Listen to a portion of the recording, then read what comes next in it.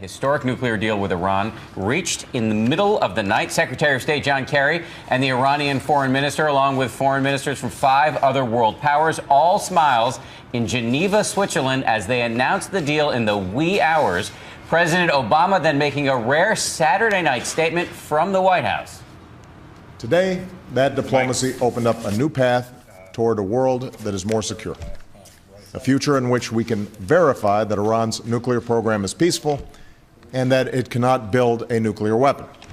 Now, we should say here, not everybody agrees that this deal will make the world safer. So let's go straight now to ABC's chief foreign correspondent, Terry Moran, who was right there in Geneva watching this whole thing play out. Terry, good morning. Walk us through the nuts and bolts of this deal first. Okay, Dan, what an extraordinary scene it was in the wee hours in that hotel behind me after a marathon session. Here's what you need to know.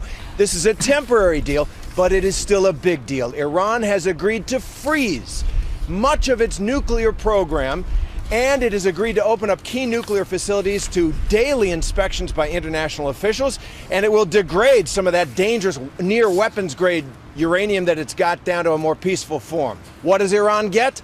Money. $6 to $7 billion in sanctions relief. That's really a small portion of the crippling sanctions which have brought Iran's economy to its knees. And finally, this is a temporary agreement, 6 months to buy time, build confidence, try and achieve a comprehensive deal, as the president was describing. That's a far, far tougher thing to do, though. And Terry, this has caused a major divide between the U.S. and Israel. President Obama is saying that the deal opens a new path toward a world that is more secure. Israeli Prime Minister Netanyahu counters that by saying today the world has become much more dangerous. So who's right here?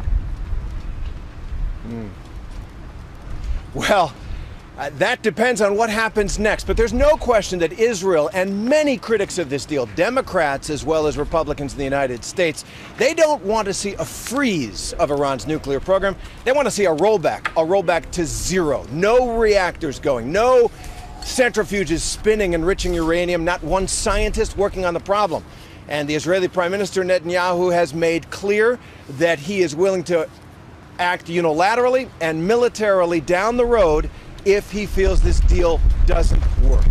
Nonetheless, history in the making right there in Geneva, Switzerland, and our Terry Moran on the front lines. Once again, our chief foreign correspondent, Terry Moran. Terry, thank you. And there will be much more on this historic news coming up later this morning, right here on ABC, on This Week with George Stephanopoulos, as George speaks directly with Secretary of State John Kerry.